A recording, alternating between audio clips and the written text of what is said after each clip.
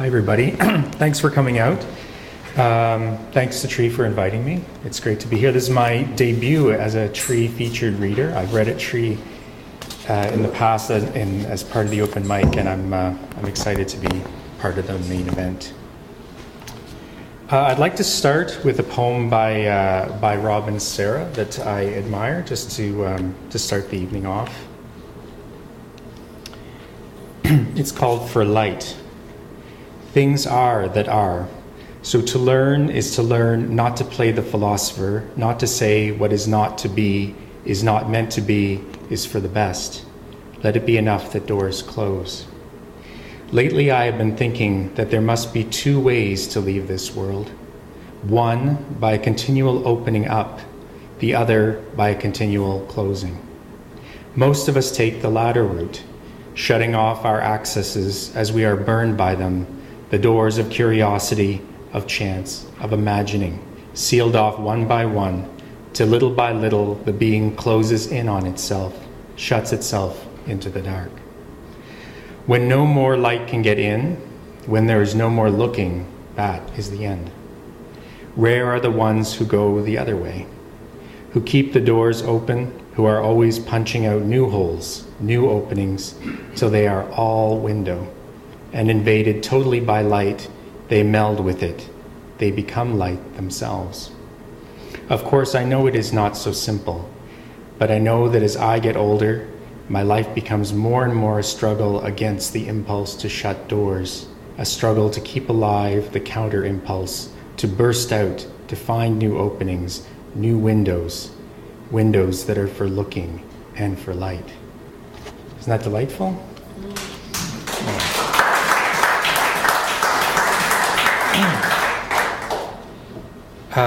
I recently had the 25th anniversary of my graduation from journalism school back in 1988, and one of the people who turned up was it features in this poem, so I was excited to see him again, and he hasn't changed a bit. It was amazing how all these people who I hadn't seen many in 25 years or so hadn't, just as soon as they were around you again, you remembered exactly what they were like. It was fun. It didn't change that much. Just want to make sure I don't run over and bore people too much. So this is called The Dance, from True Concessions.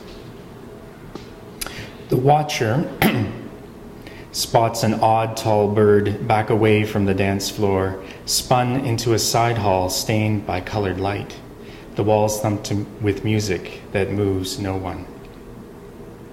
She seems tense, neck scarfed, lips smothered, ears pinched by charms.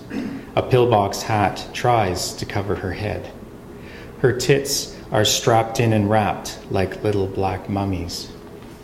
His smile only widens when he sees it's me, a friend from class towed out to the campus carnival and dragged to please some friends.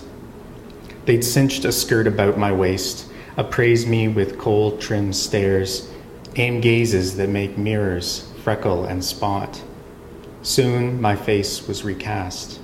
Crags snowed under powder soft as ash, brows black as a film noir plot. By the time he sees me, at least 3 people have taken me for a she.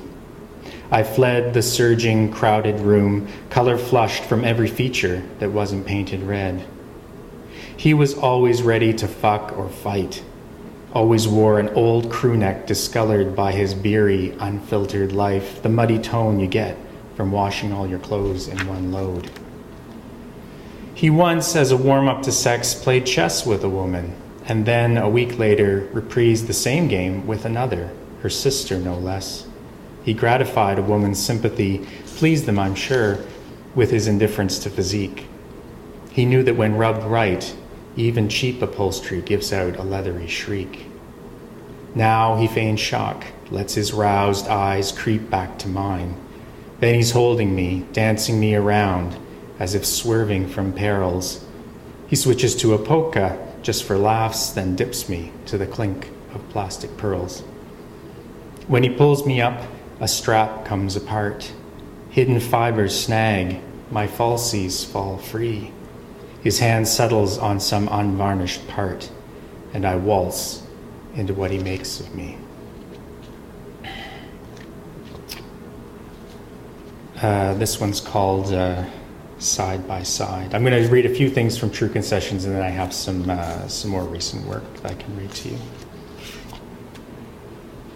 That time all I desired fell on my shoulder, his face a pale, soft-edged square under dark hair, what came to be known when I got bolder as my type, had for the price of bus fare. He slept on for miles, and I was free to stare, to picture my hands in his fingerless gloves, dizzy with clothes smell, the whiff of surplus store, carried away by a brief splicing of lives. Or the plane ride, seated beside a fat, suited bureaucrat, still lit from the lounge, who lobbed jokes to colleagues a few seats back, and then fell asleep, swelling like a sponge, as sweat enough for both of us bled through the porous spot where our arms overlapped. His snores whirled the air, stirred the trough-like smells seeping from the tray on his lap. They offered to move me, but I stayed, to give support to this too familiar person, worn by appetites I understood, to learn what of us survives desire, as I rested by the slumbering heap of him, the distance elided by sleep.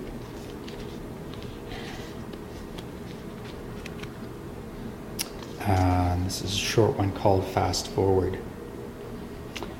Alighting and then gone, a fly-tinted, seeming green, cycles through bright mica, small boil of gold, to a blue shiver on the back of my hand, spotted and discolored with the scores of seasons past it takes for excess, and is gone, its unnamed smoldering shed.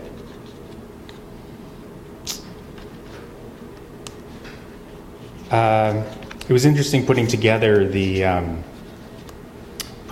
poems for tonight, because I went back through the first book and this one, just the number of themes that came through, these colors and clothing and everything that came up, and just it was fun to see that. It also just scared me that I've been writing the same poem over and over again. Why couldn't I have just written one and be done with it? But I still haven't written the poem that captures it all yet. I think of trying to flatter myself a bit with the work of a novelist like Joyce Carol Oates, who incessantly comes back to the same themes and the same situations, and I think those of us who read her a lot, and it is exciting to come back and say, okay, we're looking at this theme again, this theme of violence, or this theme of the domestic animal, or this theme of the child looking at the adult world, and how is she going to handle it this time? What different nuance is she going to bring? So I take heart from my experience there as a reader to say, I'm not going to drive people nuts. So this one's called Twice That Day. This, as you'll see, obviously comes before my time, before children. There's no escaping the bliss cycle. Just hours out of bed and we fall back in. Sundays are for slow cooking and sex that ups the ante from Friday's artless rub. The bite is empty, still something's fed, as the unlooked for boils up through the toss and jumble. Given time, low heat catches the flash of flame. In the kitchen, a medley in the making catches my ear, plays on elements. Foam shuffles in the pot, implements chime, green garnishes the tomatoes' rose. My hands reap tones for the nose, my fingers trick your ear, dip where your spine flowers, like a humdrunk bee. We feast on what we espouse. The chili pot joins aromas we throw, oil tucked under a nail, knuckles laced. First time, garlic and onion, an acid whiff. Second time, perfume, sweet cilantro.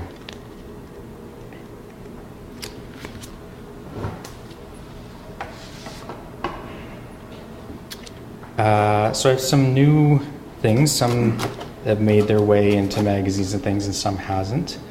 Some that haven't. The first one is called The Crow in the Pitcher, and I think everyone knows it's a fable where the crow needs to get water that's at the bottom of the pitcher, so the crow keeps dropping in stones to get the water level to rise and then drink, which now just ruined half the poem. But some people haven't heard the fable. And then I found out that they've actually done research that found that crows actually do this technique. They've captured crows doing this in order to satisfy their thirst. So it's called The Crow in the Pitcher. To watch him, you'd think he thirsted for stones. The sparklers, eye-catchers, he leaves alone. Instead, he's focused on the perfect fit, small but plump enough to bring drink a bit closer. Ingrained, perhaps, in times of drought, his technique suggests an urge to be thought clever, a canny dazzle of drudgery that offsets dull plumage. If not, why not be content with water in rivers and brooks? Forgo days spent gagging on rock, join rooks taking their fill at puddles, the slack clan that sated early and well sloshed by noon. He dips and gulps when it reaches the lip and rests a wing on the cool earthen hip. Its flavor clears thought and ache of labor, his head filled with the once distant odor. Time well spent. Now he needs only to sink a standard-sized pebble to get a drink. The ever-after story when trials cease and diligence earns us middle-age ease. Evenings I open a bottle and pour, warmed by your company and the liquor.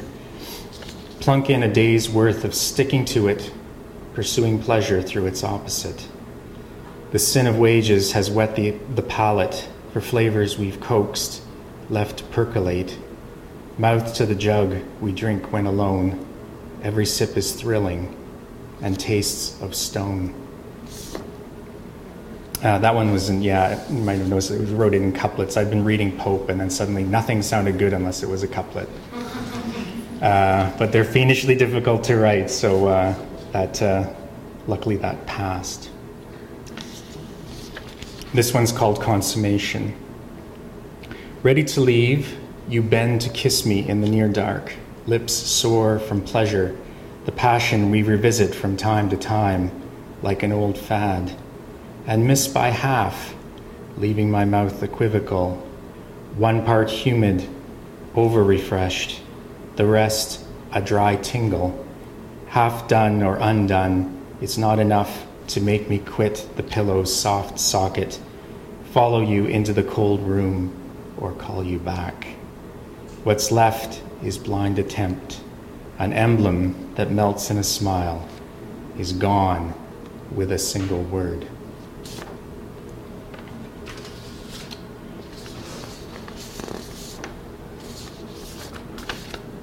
We had a discussion earlier, we were talking, I'll leave this for after, but Carol, this one's for you. Over you, I can't see. Behind the bar, there you are, the barkeep. It's called Then Bruce Came Over. He knew exactly how that clay chicken came to be. Ceramics, first year of art school. The stuffed bird that students had to reckon was hid in a box. Touch, their only tool. What someone had felt now sat in my yard, recognized, still tactile, years after. Yeah, my chicken was shitty, Bruce roared. Hey, I think that is my chicken. More laughter, and the urge to shred my latest pages into a feather ruff, something more felt than a flat tally of words, plucked images, lines that sun fades, softest rain makes melt, where the interior cluck tries to be heard in this box I built around a living bird. That's actually a sonnet, which fits in with the box and everything. So, just if you can't hear the sonnet thing in it. So I'll just read a couple more. Let's skip that one.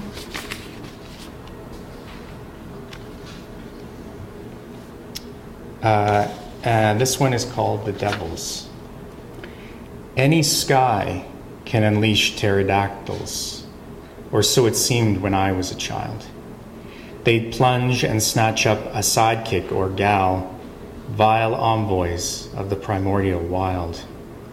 Wings thunderous, their jagged, curdled call signaled a character's blood would be spilled. Those comic book demons tapped my instinct. In my mind, they thrived, though they were extinct. Prehistoric means dark, crude, and drastic, said science and taste in the 70s, when advances in the making of plastic honed the teeth and claws of Jurassic toys. Their hides were olive or bronzed like Aztecs, hues fit for appliances or men's knit ties. Dark times that ended my parents' marriage when I shunned the world and called it courage. But now a grade school reader has done harm to my hard-knock knowledge of those creatures. It says, if you touch them, they'd be furry, warm, and that bright colors vivified their features. So the pink one that lives on my daughter's arm concurs with the work of modern researchers. Each night, she lavishes its plush with her breath. Those lame claws bring her comfort, not death. Could they evolve further in this short life? Victorians doubted dactyls could fly, but fossils always cry out for a facelift. Theories might raise them to the guiltless sky that all but Santa and angels have left, where they'll shimmer like wings on a dragonfly, while I turn gray, wed to lies I was told, watching the skies for the monsters of old. My final poem, I was mentioning to a friend, I said, well, they've asked me to read and I haven't been writing anything and I don't have anything new to read. And she said, well, could you maybe write something new to read? And I said, I might be able to. And I did manage a new poem for tonight. So I thank her. And so this is for my friend Missy. And it's called Laundry Day, the Black Load. Can I just have a show of hands? Does anyone else have a black load? Like the clothes that black load? Yeah, okay. So it's not that odd a thing. Many years I've had a black load. This at least is sorted, and the weather fine for drying after the mindless exercise of putting like with like, and my trifling, pointless supervision while machine, water, and detergent do the work. These days, everyone contributes, since my younger daughter got a black shirt, though it's sugared with the hot pink and sparkle that this century has decided is not at odds with a vampire motif and gives me hope for wider, more urgent gulfs it might yet bridge. I hang things out, each item subtracting color from the scene, and welcome the comfort of the uniform like a chorus of voices settling at last on a single tone. But no, out on the line, it's pure mismatch. Distinctions unnoticed in the pile arise. Much is not what I took it for. Like Tolstoy's unhappy families, nothing's black in the same way, is brown or has faded towards that tired catch-all gray. Worse, something navy got in by mistake or from thinking the difference insignificant, and now the pale streak that marbled the pile has hatched into a brilliant flutter. There might be use in these degrees of obscurity.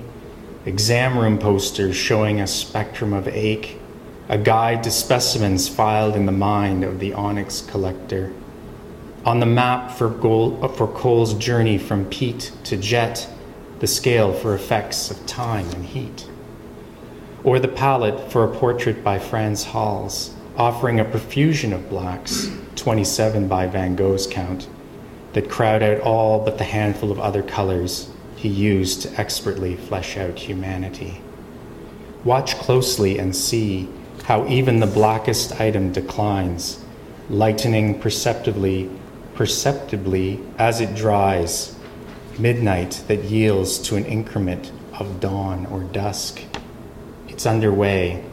Dye leaves, the fabric rubbed, an unknitting at the palest, thinnest spot, that finally gives way to a whole's perfect black star. Thank you.